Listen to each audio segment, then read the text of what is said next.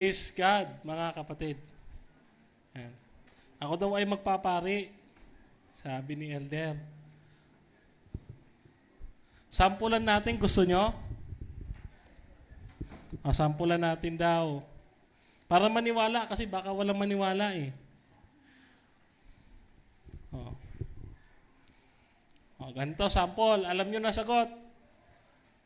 Di ba, sino dati Katoliko dito? Taas kamay. Yan, okay. So, alam nyo, pag binanggit ko to, dapat alam nyo yung sagot, ha? O. Ito yun. Teka lang, ha? Ang kapayapaan ng Panginoon ay sumainyo. Galing. Galing, galing. Galing. Amen, amen. Amen. Okay. Happy Sabbath, mga kapatid. At purihin natin ang Panginoon sapagkat isa na namang napakagandang araw na pinagkaloob sa atin ng Panginoon upang tayo magpahinga sa ating mga gawa. Kamusta po tayo lahat, mga kapatid, sa ating mga gawain? Amen. So, mga kapatid, ang inyong pong maliit na lingkod, unang-una ay nagpapasalamat, unang-una sa ating Panginoong Diyos na makapangyarihan sa lahat, sapagkat inihatid tayo dito sa ating dakong sambahan. Muntik pa nga po ako maligaw, pero salamat po sa color blue na painting ng ating church.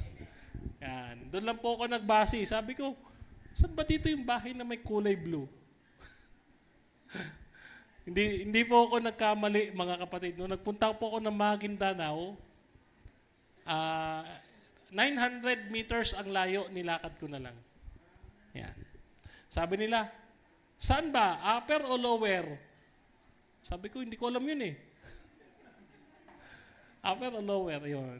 So maraming salamat sa ating mga elders, kay Brother Abraham Estocada, na ating member ng Three Angels Missionary Endeavor Dedicated in Action, Luzon Chapter. Yung 3A Media po, mga kapatid, ay grupo na itinayo ni Pastor Bacalares, ni Pastor Chris Bacalares, para doon sa ating mga kapatid sa Kabisayaan, no? Ayan. No? Kung kakilala ninyo si Pastor Bacalares, no? So, ibinuo ang grupo, mga kapatid, noong pandemic, sapagkat sa sobrang pagka-boring ng tao, attack sa Adventist. Kaya nagkaroon ng dahilan ngayon ng ating pastor sa tulong ng Panginoon na magtayo ng grupo at ngayon ay nakaabot na sa ating kalaparan ng Luzon, mga kapatid. Ang ating advisor dyan, nandyan si Pastor Ryan Martinez, si Pastor Bujorn Capiendo, si Pastor Jomel Arsenal, at marami pang iba, mga kapatid, no? Na inyong naiisip na nasa Hope Channel, basta yun na yun. No? So, bukod po sa Sabat, mga kapatid, ano pa ba yung naaalala natin ngayong araw na ito ng February 21? Ano naalala natin? Ngayong Sabat na ito, mga kapatid, ay ginugunita natin sa ating kasaysayan natin bilang isang bansa ang ika-40 anibersaryo ng mapayapang EDSA People Power Revolution na nagpatalsik sa dating diktador at dating Pangulong Ferdinand Marcos Sr., no? Ayan.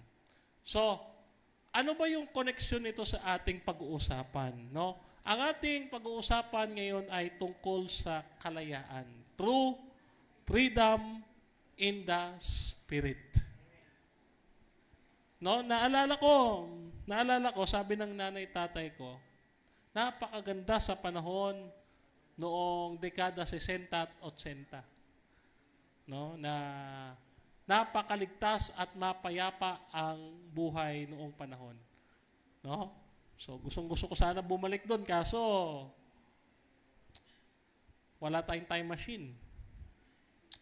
Ngayon, mga kapatid, ating pong basahin ang ating susing talata sa 2 Korinto 3:17 hanggang 18.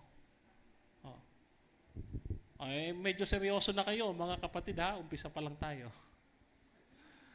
Kaya medyo gagawin pa rin nating Sabi ni elder kanina, ako daw ay magpapari, no?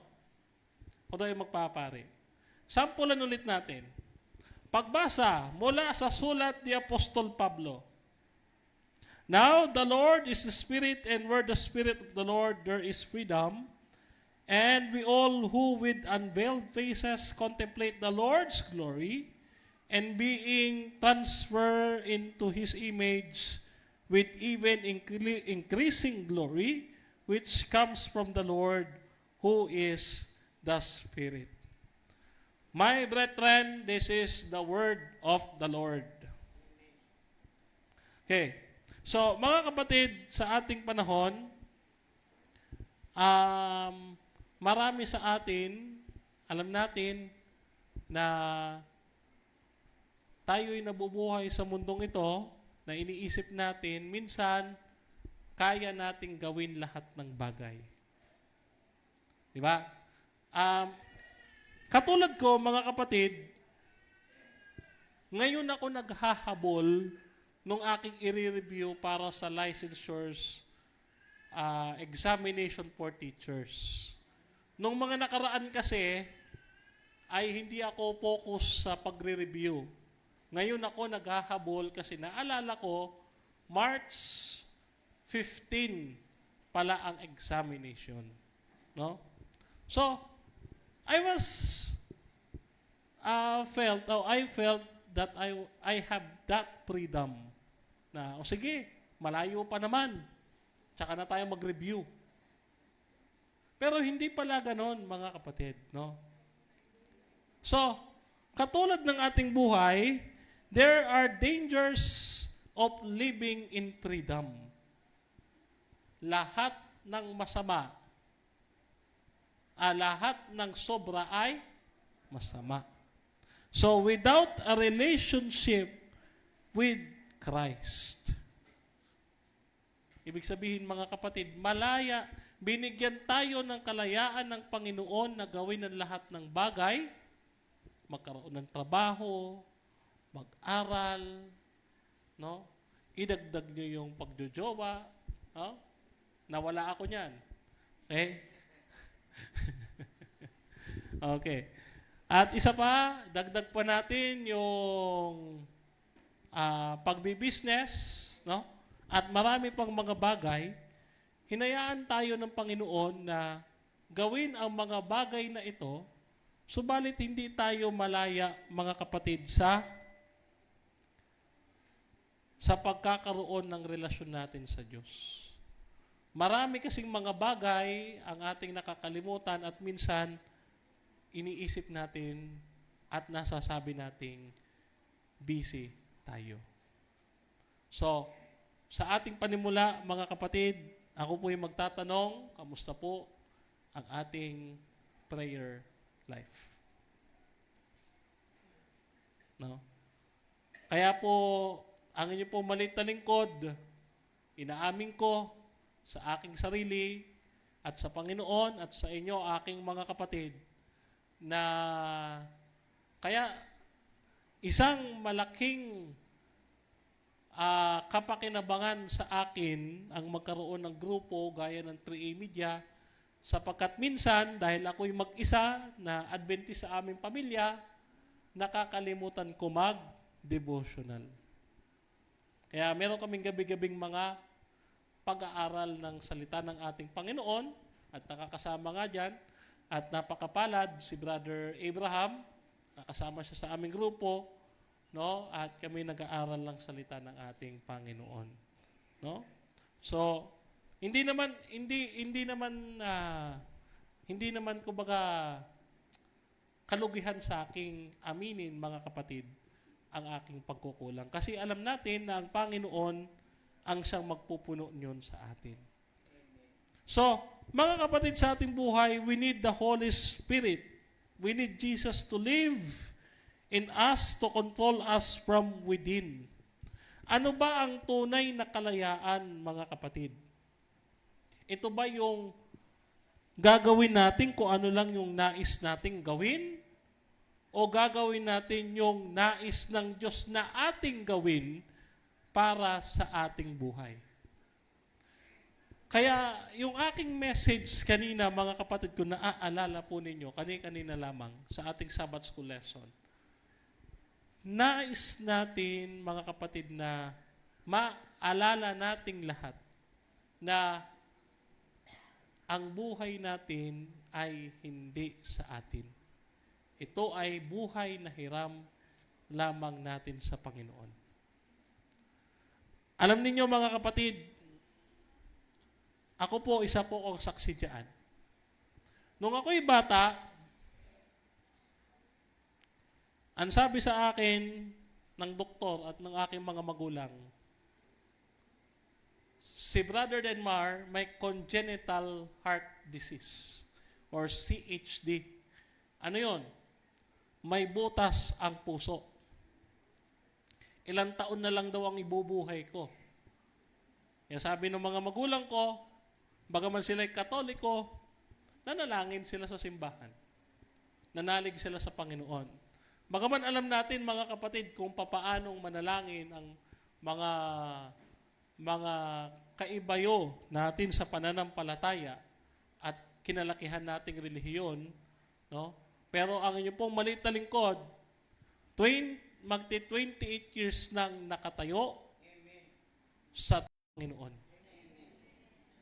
Hindi ko po akalain na tumagal ako ng ganito kasi bukod dito sa eye defect ko na wala nang solusyon to. Kasi mga kapatid, high myopia, high astigmatism, wala akong iris. Pag tumingin ako dyan sa araw na yan, malulusaw yung mata ko. Pag tumingin ako diretsa dyan, sensitive yung mata ko sa ilaw. Kaya, mga kapatid, bukod dito, meron akong CHD. Sabi ko, mabubuhay pa kaya ako?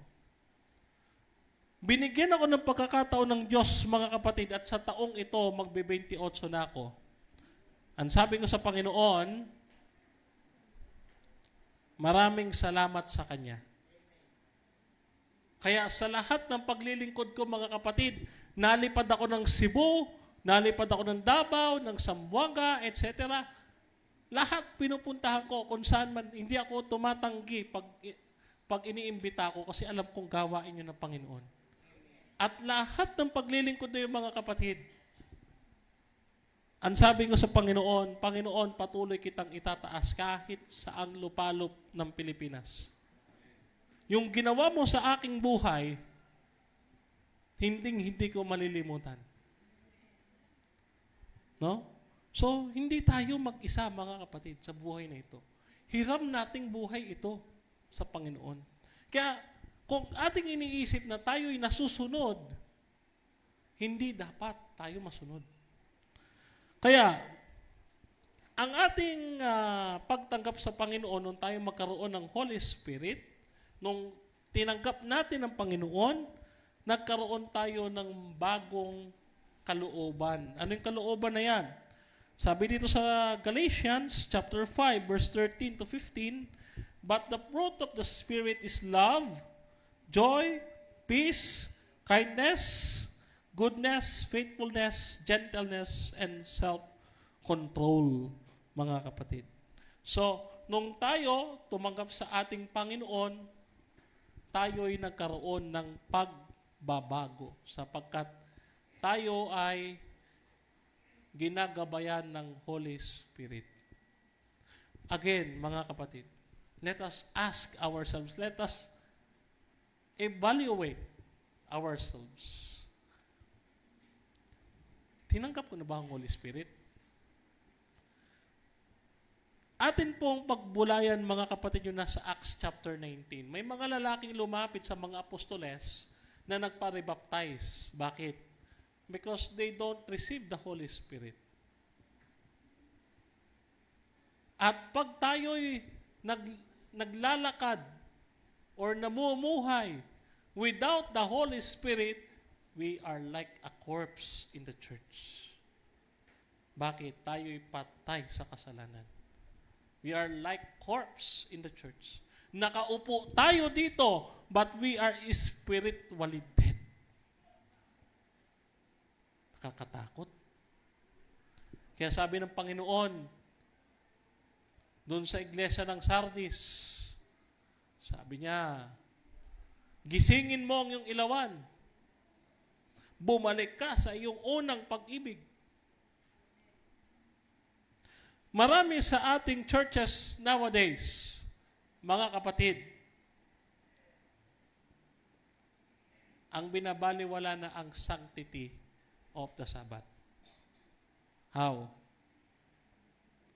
Isipin ninyo, mga kapatid, natutulog sa divine service. Hindi ho ba kaya may preparation day, matulog ka na matulog buong araw kung gusto mo para bukas ready ka? Hindi, ang nangyari, ang ginawa, nag-cellphone buong magdamag. Hindi preparation yun, mga kapatid. Distraction yun. No? Marami sa ating churches nowadays,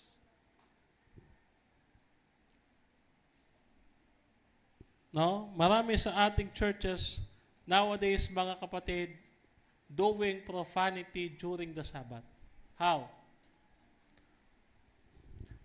Minsan, meron ako iglesyang napuntahan, hindi ko nababanggitin ang pangalan. Alas 9 na ng umaga, wala pang tao.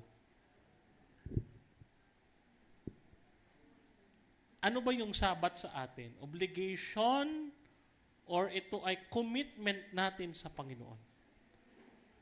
Lagi nating i-evaluate yung ating sarili. Lord, yung ginagawa ko ba ay nakalulugod sa iyong harapan? No? Madaling sabihin, mga kapatid, Brother Denmark, pinalo kita sa Facebook. Yes, pinalo mo, pero hindi mo ko kilala. Ganon din sa Panginoon. Pinapalo natin siya, pero hindi natin siya kilala. Nagsasabi lang tayo na pinalo natin siya.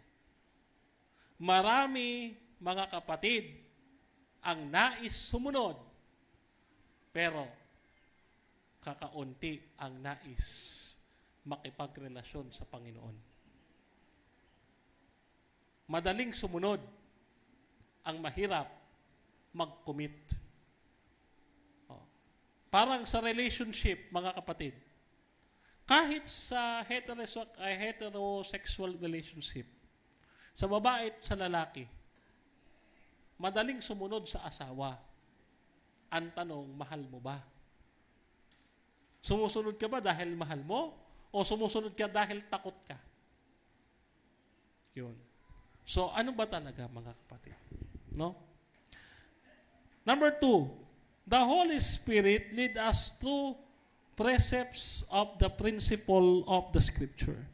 Ephesians chapter 6, verse 13 to 17, therefore, take up the whole armor of God that you may be able to withstand to the evil day.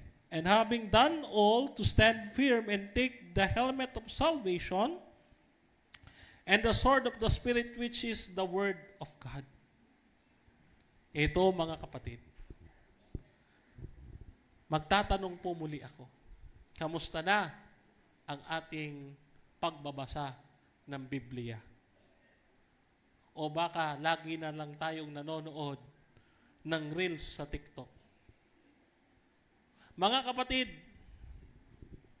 hindi maiiwasan na sa panahong ito talaga ang nang-aagaw sa ating relasyon sa Panginoon. Kaya marami sa ating kabataan ngayon ang nagpapakamatay.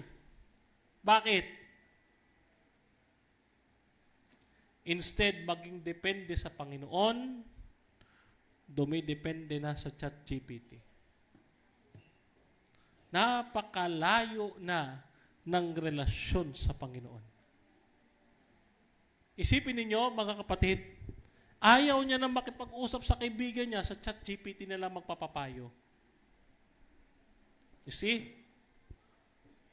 Ayaw niyang makihalubilo sa kaibigan niya kasi gusto niya mag-Mobile Legends na lang maghapon. Di ba? Kaya napakalayo sa Panginoon. No? Kasi lahat pwede natin gawin sa cellphone, tama? Lahat pwede. Search ko sarili ko, masi-search ko dito eh. Lahat pwede natin gawin. Oh, kahit pagdikitin ko yung artista, tsaka ako pwede. Oh. Lahat pwede natin gawin. Pero ang tanong, may time ba tayong magbasa ng Biblia? Yun. Dahil ang Biblia, mga kapatid, ito yung ating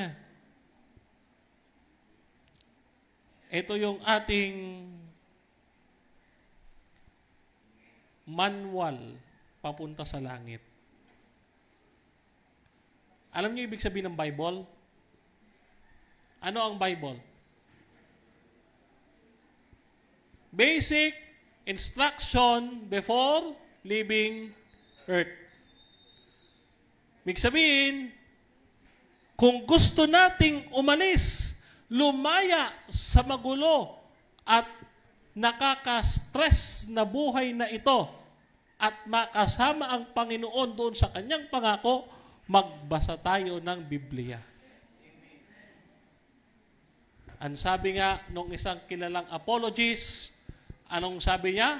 Ang pangalan ng ministry, Back to the Scriptures. Oh? Yan. Ewan ko kung nasa na yun. Okay. Number 3. The Holy Spirit writes God's law in our hearts that we desire to obey in love. So, inilagay ng ating Panginoon ang kautusan sa ating puso at isipan para hindi natin siya makakalimutan. Ibig sabihin, mga kapatid, do malaya tayong gawin ang lahat, it doesn't mean to say na malaya nating bastusin ang ating magulang. Ang daming kabataan nowadays ngayon, nang dahil sa social media, pati magulang, sasagutin na. Ano ang sabi ng ibang mga kabataan? Bakit? Ginusto ko bang ipanganak ako sa mundong ito? See? Dahil sa social media, mga kapatid, maraming nagbabago. Kaya napakahalaga, mga kapatid, let's go back to the Bible. Bumalik tayo sa Biblia para maisip natin, we are not living alone by ourselves. Sabi sa kanta, mga kapatid, no? Ang tao ay hindi nabubuhay para sa sarili lamang. Ang sabi ng Panginoon, gawin mo na lang. Just simply obey. Mahirap bang sumunod? No? Hindi mahirap sumunod. Totoo niyan. Hindi mahirap sumunod. Ang magpasunod ang mahirap. Diba? Hindi mahirap sumunod. Ang mahirap yung magpasunod. Kaya hirap na hirap yung Panginoon sa atin kasi ayaw nating sumunod. Sabi nung kanta, mga kapatid, hindi ko alam kung sinong singer ang nagsabi. Ang sabi ng lyrics, lapit ng lapit, ika'y lumalayo. Ba? Lapit ng lapit, ikaw ay lumalayo. Kasi, ang Panginoon, lapit ang lapit sa atin, tayo naman ang panay ang layo. Kaya, sabi ng Panginoon, just do it, simply obey.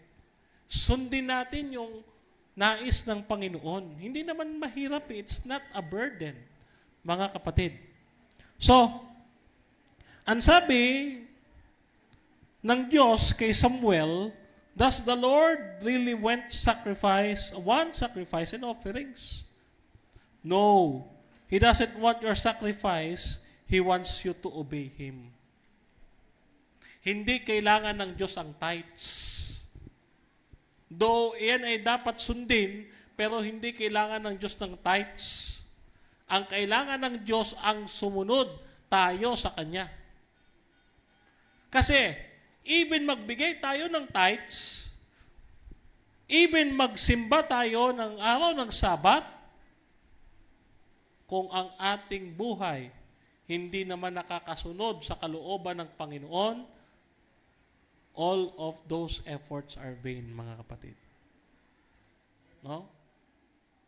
Ano kung, di ba sabi nung parable, yung parable, naalala ko sa Bible, mga kapatid. You can search naman, no, sa inyong virtual Bible, no? So, meron dong isang tax collector ang nagmamalaki. Sabi niya, ako'y nagbibigay ng aking ikapo. Tumutulong ako sa mahirap, etc., etc. Oh? Habang yung isa, dinadagukan ng kanyang dibdiban, sabi niya? Panginoon, mahabag ka sa akin na ako'y makasalanan. Ano sabi ng Panginoon? Yung taong yun na nagpapakumbaba, siyang itataas ng Panginoon. Kasi kahit naman anong sunod, katulad ng binatang mayaman, sabi niya sa ating Panginoon, sumusunod siya, perpektong nasusunod ang kautusan. Pero pagdating sa pag-ibig, hindi siya nakasunod. Kaya mga kapatid, ang sabi ng Panginoon, hindi niya kailangan ng kahit anuman. Ang kailangan niya, sumunod tayo sa Kanya. No? So the test of true faith, kung tunay ang ating pananampalataya, hindi mahirap ang sumunod. Gaya ng inyong pong maliit na lingkod, nung ako po ay Katoliko, ako po ay head chairman ng National Debating Team ng Catholic Faith Defenders. Lahat ng debate, lahat ng umaaway sa Adventist, sa akin dadaan, sa akin hihingi ng permit. Kaya kung tutuusin, mga kapatid, kung napapansin nyo, wala nang umaataking Katoliko, it's just because wala na kasi ako. Oh. Kaya wala na silang tagapagtanggol ng kanilang doktrina. Wala na kasi ako. No? Ang ginawa ko, mga kapatid, sinunod ko ang Panginoon. Isipin ninyo, mga kapatid, ang payapa ng buhay ko kasama nung aming father rector doon sa seminary. Ilang kami seminaryan noon? 5 kami. Sabay kaming kumain, sabay kaming maligo, sabay lahat. Ngayon, mga kapatid, minsan, lumabas ako ng seminary, nagpunta ako ng palengke. May mga Adventist doon, sumisigaw. Ang sabi ng mga Adventist doon, mga kababayan, kilalanin ninyo ang Panginoon tagapagligtas bago pa mahuli ang lahat, sapagkat malapit nang dumating si Kristo. Nung marinig ko yon, mga kapatid, sabi ko, may naniniwala ba dito? Sigaw ng sigaw eh. Siguro araw-araw to dito, pero may naniniwala ba? Tinanong ko siya, lumapit ako. Sabi ko, Brad, ano ba religion mo? Sabi niya, Adventist ako eh. Adventist ka. O, ano yung paniniwala nga ninyo? Naniniwala kaming muling darating si Kristo.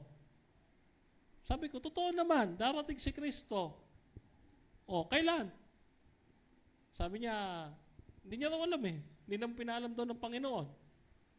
Ngayon, itong mga Adventist na ito, nung aking makasalamuha sa Novaliches, kasi ako'y nasa Caloocan noon, nung makasalubong ko sa Novaliches ulit, sa Novaliches Bayan, sa may palengke, doon sa may Santa Monica, nakasalubong ko sila. Itong mga Adventist na ito, nagba-Bible study. Kung sino-sino mga nilalapitan, nagbibigay ng aklat. Ano. So, nagtataka ako, anong aklat yun? Kinuha ko. Alam niyo yung nakalagay? Ang nakalagay na aklat, mga kapatid, at that time, pinamimigay nila, Steps to Christ. Sabi ko, pati nga yan. Then, inuwi ko sa seminary, binabasa ko siya. Isa sa mga dahilan, mga kapatid, kung bakit napakadaling nasunod ng inyong pong maliit na lingkod ng Panginoon. Hindi ko rin naman nakakalain na yung inuwi kong aklat, magpapabago ng buhay ko. No? At, ito pa, dahil sobrang curious ako. Sobra akong curious. Sabi ko, sino ba itong mga Adventist na to? Sino ba itong Ellen White na to? Sabi ko, may propeta pa palang babae. Sabi ko. Ngayon, inimbitahan nila ako mag-Bible study. Okay, walang problema. Punta ako sa church. Sabi ko, laki ng church nyo ah. Bakit walang images? Sabi ko. Kasi sumusunod kami sa 10 utos. Ano kala mo sa akin? Di nasunod sa 10 utos? May 10 utos din kami. Kala mo hindi kami nasunod sa 10 utos? Ngayon, nagba-Bible study. Sabi niya sa akin, binago daw ng Katoliko ang Sabat. Di nga, patingin niya. Sabi sa akin, ito yung catechism. Sabi niyan, what is Sabbath day? Sabi niya, Saturday is the Sabbath day. Sabi ko, teka lang. Sabi ko, amin yan libro namin yan Oo. Sabi niya sa akin, so yung Sabbath sa Bible, Saturday. Sabi ko, no? So nung nagba-Bible study ako, nagustuhan ko kasi parang, alam niyo yung maliit ninyong lingkod, mga kapatid, na in love ako sa prophecy. Sa Daniel chapter 7 and 8 and sa Revelation. Hindi ako na-convert ng dahil lang sa bawal kumain ng baboy, mangiling ka ng Sabat, or sumunod ka sa 10 utos. Nakita ko, mga kapatid, in my very own study, sabi ko, ang Katoliko nagbago ng Sabat at ang katuparan ng Antikristo ay ang Papa sa Roma dahil napakaraming patotoo. Nung makita ko yon, mga kapatid, hindi na ako nagdalawang isip. Sabi ko, Lord, sorry, sabi ko sa Kanya. Kasi napakatagal ng panahon ako'y naging Katoliko.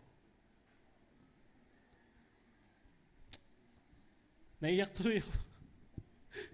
Sabi ko sa kanya, Lord, sorry kasi mali pala yung ginagawa ko. Kaya, nagsabi ako, sige Lord, kung gusto mo, sumama ako sa kanila, sagutin mo yung prayer ko. So one time, may tumawag sa akin na kapatira natin, galing naman ng Muntalban, SDA Church. Tumawag sa akin, bro, kumusta ka? Hindi ko naman kilala. Paano mo nakuha yung number ko? Doon sa mga kaibigan ko sa Novaliches, okay. So, ano ang sa atin? Sabi niya, invite sana kita sa church namin eh. Di, punta na ako sa church. Mga kapatid, nung una ako mag-observe talaga sa ating Sabbath service, ang gulo-gulo. Sabi ko, ano ba to? Kanya-kanyang grupo. Ang gulo-gulo. Sabay-sabay pa magsasalita. Ano ba yun? Oh? Nagsa-Sabbath school pala. Ang gulo-gulo. Tapos, maya-maya sabi ko, ano na susunod? Ngayon, may divine service na. Sabi ko, yun pala. Pagkatapos kinahaponan, naglalaro na ba? Sabi ko, teka lang. Ano ba? Hindi ko na maintindihan. Sabi ko, bago to sa akin Alam niyo mga kapatid, sobrang saya. Sobrang saya. Sabi ko, Panginoon, lagay mo na ako dito. Buhat noon, mga kapatid, ang inyo po na lingkod, kung hindi sa aking pagkakatanda, nakalagay dyan sa aking introduction kay Elder Abraham, mga kapatid, taong kung hindi ako nagkakamali, no? Yan. So, taong October 13, 2019, ako na bautismuhan bilang isang Seventh-day Adventist Church. At ang nagbaptize sa akin, yung aking unang mentor, si Pastor Ramon Tribucias. Yan yung aking kinikilalang isa sa mga ama ng aking pananampalataya. No? So, mga kapatid, bibilisan ko na, no? Kasi anong oras na. So, in delaying obedience until easier, we usually find that only becomes harder. No? Kapag ka iniisip natin, mga kapatid, na madali lang yan. Lalo kang mahihirapan kasi we tend to rely and depend sa ating sarili, mga kapatid. But we don't.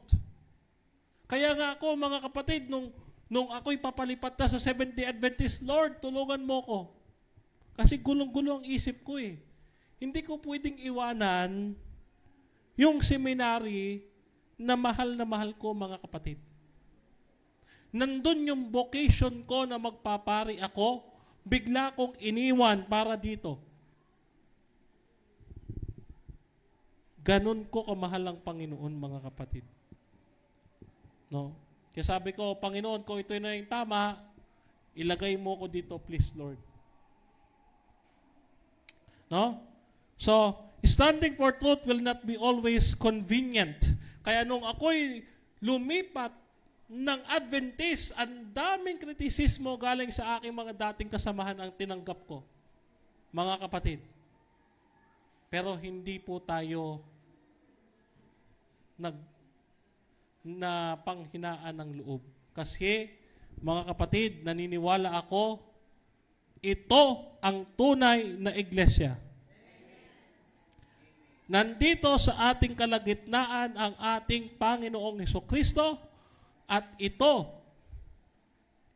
iglesyang ito, ang sasalubong sa kanyang muling pagparito. So we may not always comprehend bakit ito ang kalooban ng Diyos. Katulad ko, mga kapatid, gusto kong itanong sa Diyos, bakit, Panginoon, late ko nang nakilala ang Adventist? Doon ko napaisip na kailangan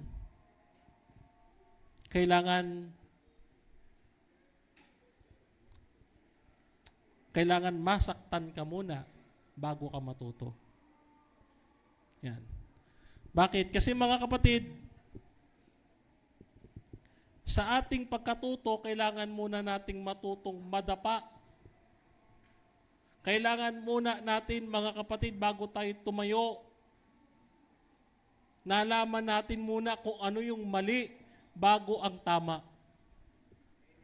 at purihin ang Panginoon sapagkat ang buhay kong ito, mga kapatid, isang halimbawa na binibigay ko sa mga churches bilang inspirasyon sa tulong ng Panginoon na kayo rin, mga kapatid, ma-inspire sa ginawa ng Panginoon sa buhay ko. Huh? So, ang pagtanggi pala sa Panginoon, mga kapatid, is refusal to obey because of embarrassment is really denial of the Lord. Kaya hindi ko po tinanggihan ng Panginoon. Alam niyo po ang aking paboritong awitin sa ating hymnal? Trust and obey. No? So, nothing may stand in our way to be obedient unto the Lord. Wala, mga kapatid, because if we love the Lord, we will obey Him, mga kapatid. Huh? Of course, napakalinaw. Jesus, of course, is the supreme example of consistent obedience. Si Kristo na namatay, naghubad ng pagka-Diyos. Sabi doon sa talata, Pilipos 2:6, nagpakaalipin, nakitulad sa tao, namatay sa krus ng Kalbaryo, naging masunurin hanggang sa kamatayan. Yun ang dapat nating tularan. Yun ang pinipilit nating tularan sapagkat ang Panginoong Jesucristo mismo, mga kapatid, hindi matatawaran kahit yung kanyang buhay sa loob ng 33 years ng kanyang buhay. Wala siyang ibang ginawa kundi sumunod sa kalooban ng Ama na nasa langit. Sana ganun din ang ating gawin, mga kapatid. No? Every believer has the indwelling power of God's own Spirit to do battle with their own weak and sinful flesh, in order that they do not do the things that they want to do or please their flesh, mga kapatid.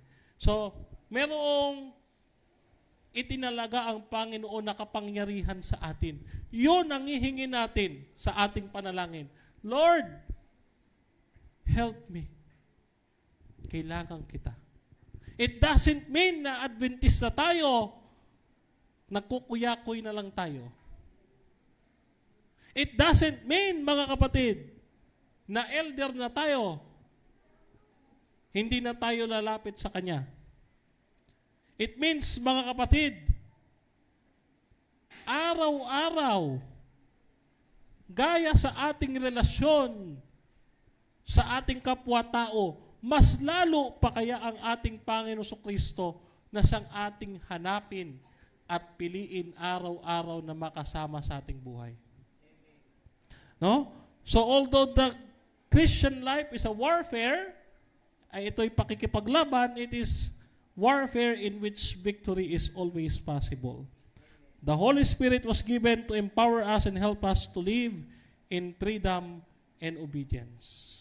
Kaya kung nais nating maging malaya, tunay na malaya, hindi yung malayang gawin natin yung ating gustong gawin, kundi malayang gustong gawin ang nais ng Diyos sa ating buhay. Magkaroon nawa tayo ng kaisipang gaya ni Kristo, mga kapatid.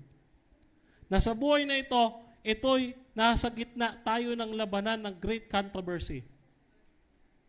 Pero alam nating mananalo tayo sapagkat meron Panginoon, Kristo at tagapagligtas sa buhay natin. Kaya sa umagang ito, mga kapatid, hinihilingan ko ang bawat isa sa atin na atin pang minsan pa anyayahan ang Panginoon sa ating buhay. Na, Lord, take my life. Take all of this because this is all for you. This is what you owned. Sayong-sayo ko, Panginoon. Gawin mo kung anong gusto mong gawin sa buhay ko.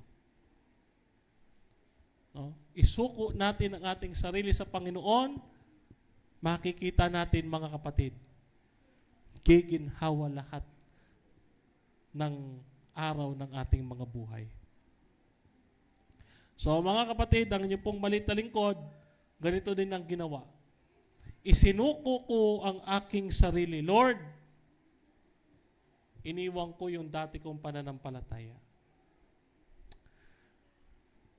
Isinuko ko ang aking sarili. Sabi ko, pinagkakatiwala ko sa iyo, Lord, ang lahat dahil naniniwala ako sa magagawa mo sa aking buhay.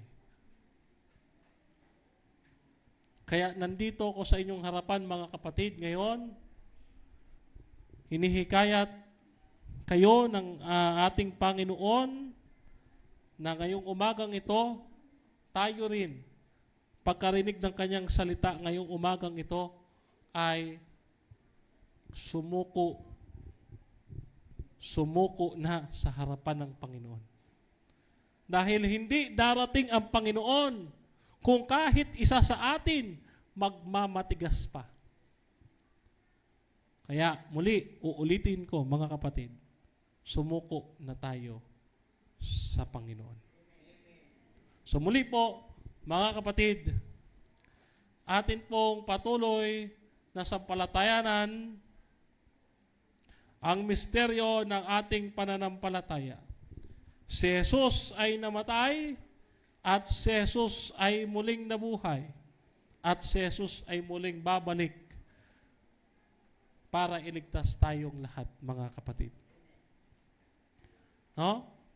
So, maraming salamat sa ating Panginoon at maraming salamat din sa inyo, mga kapatid ko, sa pagtanggap sa inyo pong maliit na lingkod sa ng rooftop, mga kapatid, no? So, sana hindi ito ang una at huli nating pagkikita. Kasi baka bukas, dumating na si Kristo, hindi natin alam. Pero mga kapatid, kung dumating man ang ating Panginoon Kristo, kamustahan na lang sa langit. So, muli po, God bless sa ating lahat. Panalangin ko, mga kapatid, ang lahat ng kahilingan ninyo sa buhay ngayong araw ng Sabat ito, ipagkaloob sa atin ng Panginoon at happy Sabat po sa ating lahat.